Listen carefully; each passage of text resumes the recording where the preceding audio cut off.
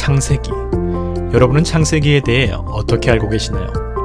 천지창조, 아담과 하와, 수많은 족보와 전설 같은 이야기. 오늘은 창세기의 처음 이야기를 살펴볼 텐데요. 아담, 셋, 에노스, 게난, 마할랄렐, 야렛, 에녹, 무두셀랄, 라멕, 노아.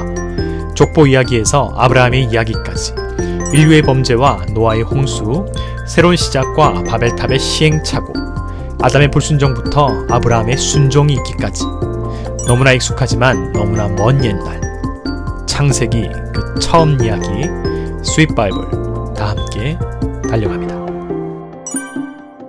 안녕하세요. 모두의 교회 이목사입니다. 여러분, 오늘은 창세기 1장부터 11장까지의 처음 이야기와 그 이야기가 우리에게 전달된 과정을 함께 알아보겠습니다. 성경을 펼쳐서 가장 먼저 만나는 장면은 천지창조와 신화시대의 이야기인데요. 12장부터 진행되는 아브라함과 이스라엘의 역사가 시작되기까지 먼저 태초에 일어난 다양한 사건들을 하나씩 우리 함께 살펴보겠습니다. 가장 먼저 시작은 하나님의 천지창조입니다. 창세기 1장 1절, 태초에 하나님이 천지를 창조하시니라. 빛과 어둠, 물과 궁창, 땅과 식물, 우주의 광명체, 하늘의 생물, 땅의 생명체, 그리고 사람에 이르기까지.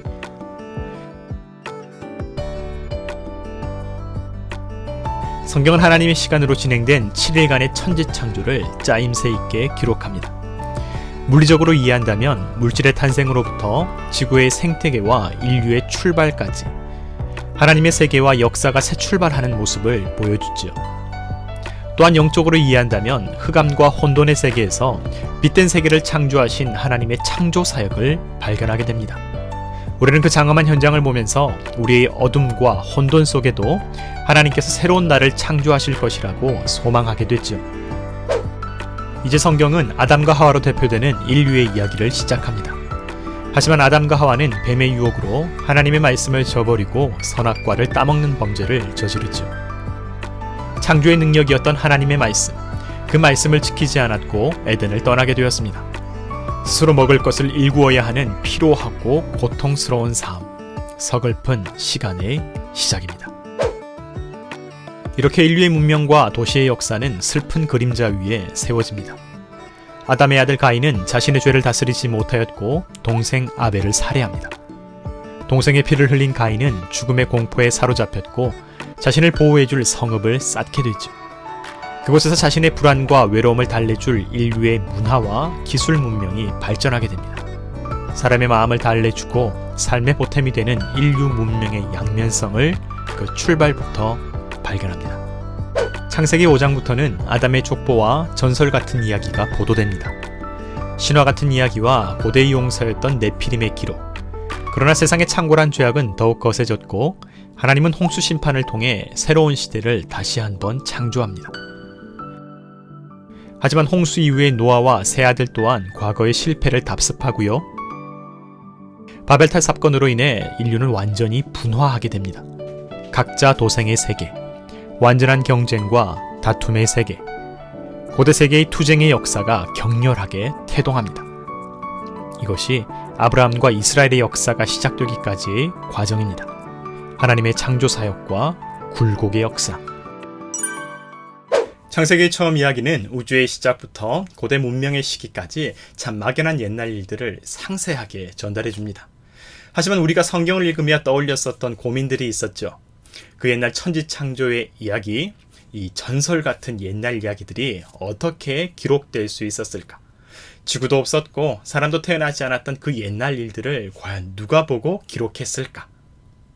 인류의 역사에서 문자가 등장한 시기는 그리 오래되지 않았다고 합니다. 고대 문명 이전의 그 역사, 그 원시 사회에서는 문자를 통한 기록들을 찾아보기 어렵죠. 그래서 초고대의 사람들은 그들의 이야기를 문자가 아니라 전승이라고 하는 방식으로 후대에 전달했다고 합니다. 사람의 말과 말로 전달되는 구전전승, 그리고 특별한 축제나 문화활동을 통해 전달되는 행위전승. 그러면 오늘 이 두 가지를 함께 살펴보겠습니다. 한 사람이 우연히 마른 나무 조각들을 비비다 연기와 함께 불꽃이 피어오르는 것을 보았습니다. 그는 집으로 돌아가 부모와 형제들에게 이 사실을 알립니다. 내가 보고 경험한 특별한 사건, 이 사건이 말로써 전달되어 자기 가문에 전승되는 고유한 비밀이 됩니다. 이 특별한 경험과 내용이 그들의 유산이 되고요. 또 그들은 대대로 불을 지키고 다스리는 가문이 됩니다. 고대 유산들은 이러한 방식으로 후대에 전달되었습니다. 특별한 기술, 가문의 가업, 그리고 한 공동체의 정체성까지. 고대 신화나 종교들도 마찬가지입니다. 누군가 경험한 특별한 영적 체험과 사건이 말과 말을 통하여서 후손들에게 전달되었죠. 고대인들은 생존을 위해 무리를 지었고요. 서로의 안전과 하나됨을 강화시키기 위해 특별한 의식과 문화를 꽃피웠습니다. 창세기 4장에서 가인은 동생을 살해한 뒤에 죽음의 공포와 불안을 느낍니다. 하나님의 도우심으로 죽임을 면하게 되었지만 불안을 해소하기 위해 한 성을 쌓게 되죠. 그리고 그 성에 에녹이라는 이름을 짓는데요. 그 이름의 의미는 봉헌하다, 바치다, 가르치다의 의미를 담고 있습니다. 그 성을 봉헌하면서 안전을 기원하고요. 과거의 사건과 역사를 대대로 가르칩니다. 거기서 가인의 후손들은 고대의 문명과 예술을 발전시킵니다. 하지만 라멕은 또다시 사람을 살해하였고요. 그 일에 대한 후회와 불안을 느낍니다. 그리고는 사람들이 다시 하나님을 찾게 되면서 그들의 문화는 종교제의와 결합하여 발전하게 됩니다. 불안과 고통이 가득한 현실, 그들의 마음을 달래줄 문화는 하나님을 향한 종교 행위와 결합하여서 이제 후대에 전달되게 되는 것이죠. 성경은 하나님의 영으로 충만한 기록자가 구원의 사건을 기록한 책입니다. 성경은 신비로운 하나님의 역사와 계시의 말씀을 사람의 언어와 환경을 바탕으로 기록되었습니다. 그래서 우리가 성경을 읽을 때에 문화적인 특성과 또 기록자의 어떤 영향까지도 보게 됩니다. 가끔은 지나치게 가부장적인 남성 중심의 문화에 놀라기도 하죠. 하지만 기록자의 형편과 시대의 한계를 넘어서는 하나님의 구원 이야기를 발견하면서 우리는 성경을 읽으며 신비로움마저 경험하게 됩니다. 성경, 하나님의 사랑과 현실을 넘어서는 구원의 이야기. 어느 시대나 하나님의 영으로 충만한 특별하고 민감한 영적 감수성을 지닌 사람들이 있었습니다. 그들은 평범한 일상 속에서 하나님의 뜻을 발견하였고요. 또 다른 사람들이 당연하게 여긴 일들 가운데에서 하나님의 섭리를 감지해냈습니다.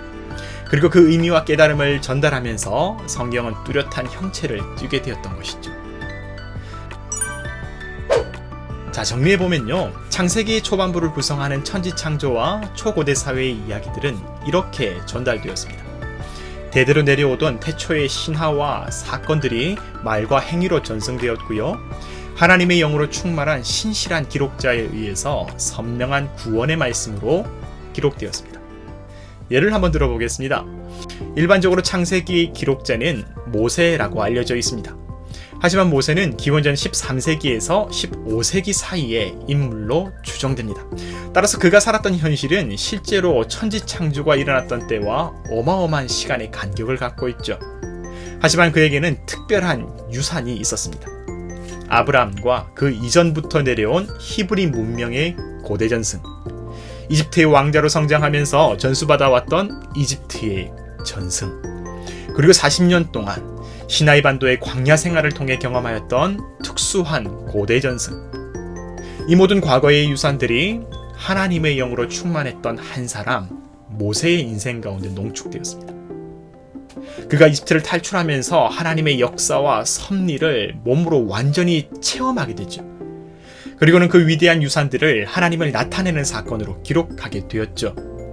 바로 그렇게 단순한 옛날 이야기나 혹은 저작거리에 떠도는 말잔치 이런 게 아니고요. 세상을 구원하시는 하나님의 역사와 섭리의 말씀, 성경으로 과거의 전승이 새롭게 창조되게 되었습니다. 여러분 어떠셨나요? 오늘 영상이 조금 어렵거나 생소하지는 않으셨나요? 하지만 이 시간들이 조금씩 모이고 모여서 다시 말씀을 새롭게 읽는 좋은 계기가 되었으면 좋겠습니다. 네, 오늘 제가 준비한 시간은 여기까지입니다. 여러분 한 주간도 건강하시고요. 또 승리하시기를 바랍니다. 여러분 한 사람 한 사람을 통해서 모두의 교회와 신앙이 올바르게 다시 세워지기를 간절히 소망합니다. 그러면 여러분 오늘도 감사합니다.